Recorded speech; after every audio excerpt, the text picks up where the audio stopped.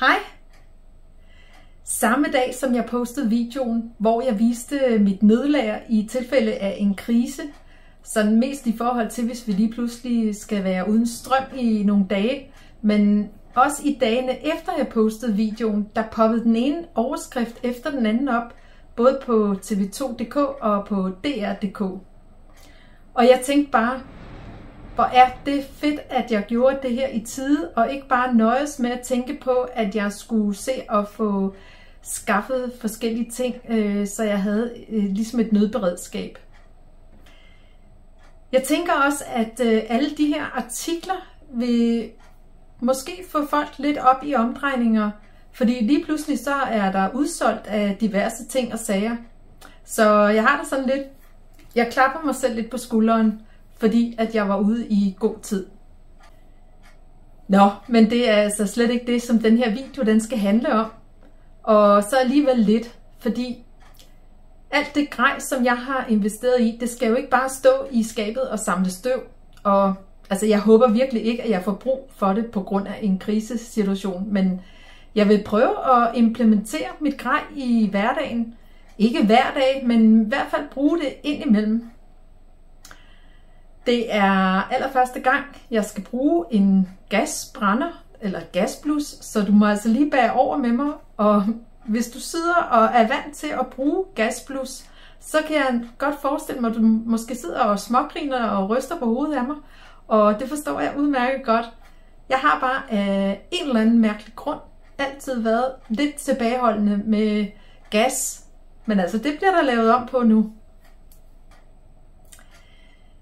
I dag der skal jeg faktisk lave baklava, og det er tyrkiske fladbrød, også kendt som naanbrød i andre dele af verden. Og det er fordi jeg skal have kylling i karry her til aften, og så tænkte jeg, at de her fladbrød de vil passe perfekt til. Og udover at det er første gang jeg bruger min trangia med gasbrænder, så er det også mit første forsøg på at bage brød på en pande.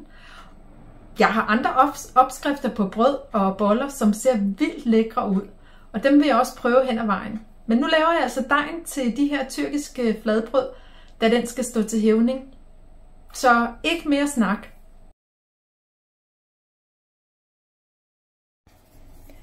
Mit trangia-sæt det består af 2 gryder, aluminiumsgryder og så en kedel. Jeg har så gjort det, at jeg har tilkøbt en gryde med nonstick. Jeg har tilkøbt en pande med nonstick og en sautépande med nonstick. Og det er denne her pande, jeg vil bruge i dag. I stedet for denne her spritbrænder, som jeg ikke er så gode venner med endnu, der har jeg altså købt den her gasbrænder. Og den passer perfekt ned i hullet her. Og der er lige sådan 2 bøjler, eller klemmer, man lige kan trykke ind. Og nu sidder den altså fast. Så det er rigtig smart.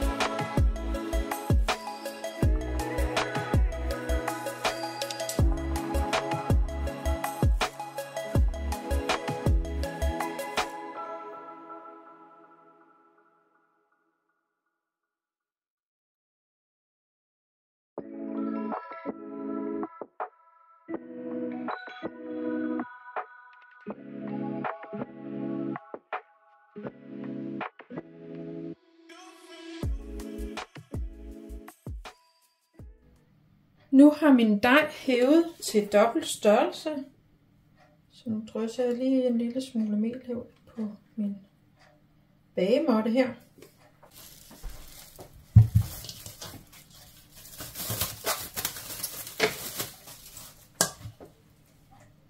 Min dej presser lige en lille smule af luften ud af.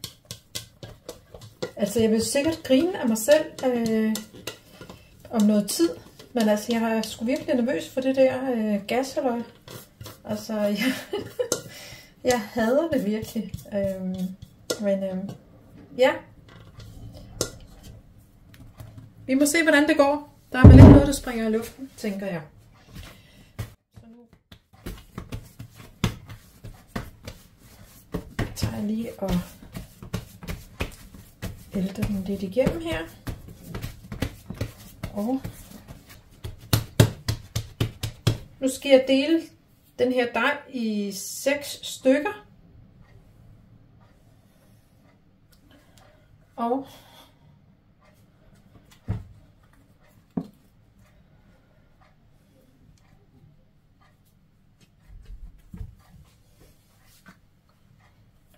satser på, at de bliver nogenlunde lige store.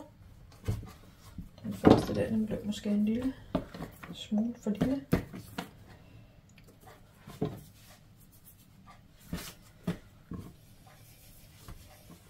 Godt man ikke er tømrer og skal bygge et hus.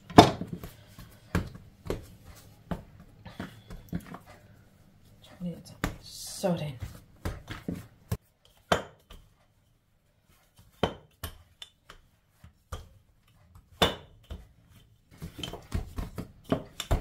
Jeg er ikke den store bagermester. Der er ikke gået nogen konditor eller bager tabt i mig. Men jeg er mere til mad, til at lave middagsretter. Men øvelse gør mester, siger man. Så jeg skal jo selvfølgelig gøre det lidt mere.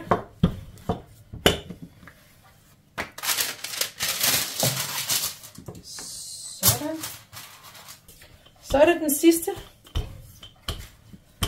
Og så må vi se, om jeg kan få tændt op i den gasbrænder, og ikke mindst når den skal kobles fra bagefter. Altså det er jo næsten det, jeg er mest nervøs for, når jeg er færdig med at bruge den.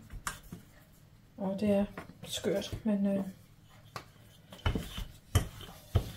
det skal jeg lige vende mig til at bruge sådan noget. Så nu har jeg fået rullet de her 6 fladbrød ud, så nu skal jeg på altanen. Godt, så prøver vi. Jeg hader det her, men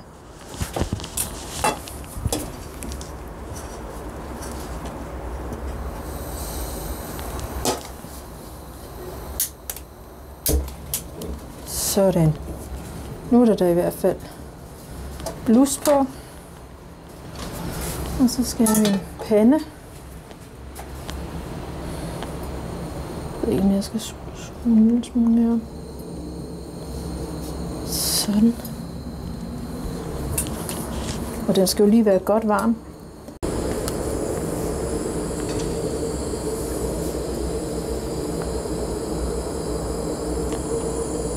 Nu har jeg lige lagt den første på her. Og der skal altså ikke olie på panden. Begynder den så småt at boble. Jeg er meget spændt på det her. Og man kan dufte det allerede.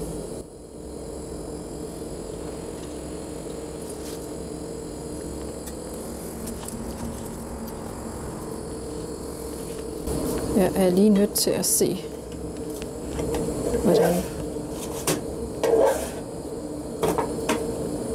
Men se nu der. Jeg lige skal skrue en lille smule ned. De skulle helst bage og ikke brænde. Det kan godt være, at jeg har lavet dem en lille smule for tykke. Men vi ser, hvordan det bliver. lige at se igen her. Den er ved at være bagt igennem. Det er svært at vide, når man ikke har prøvet det før.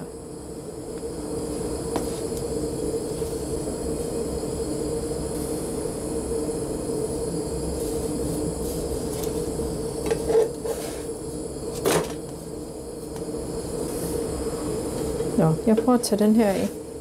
Læg den næste på. Dækker jeg den lige til med et viskestykke, så den ikke bliver tør. Sådan. Så kommer den næste.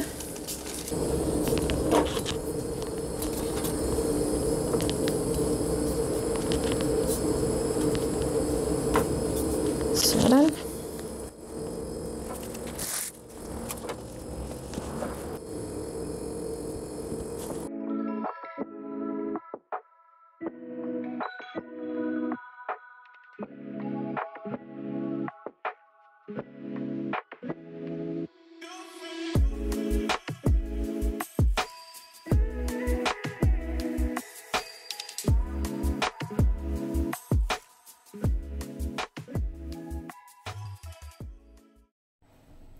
Så har jeg simpelthen fået bagt alle 6 fladbrød færdige. De er her. Og jeg er meget spændt på at lige åbne dem og se, hvordan de ser ud indeni.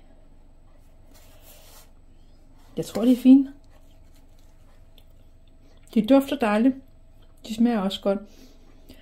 Normalt så vil man pensle dem med olivenolie, og så måske drysse noget persille, noget chili, et eller andet krydderurter på. Men jeg tror, jeg lader dem være sådan her. Jeg skal ikke have olie på i dag. Og så er der simpelthen serveret kylling i karry med fuldkornsris og tyrkiske fladbrød. I beskrivelsen under videoen, der finder du links til de websites, hvor jeg har købt mit udstyr, hvis nu du er nysgerrig efter at se, om der er noget, du eventuelt selv kan bruge. Og jeg vil lige slå fast, at jeg er altså ikke sponsoreret på nogen måde. Jeg har selv købt og betalt alt. Tak fordi du så med. I næste video, der vil jeg vise dig, hvordan jeg bager chokoladekage i min Omnia-ovn. Vi ses!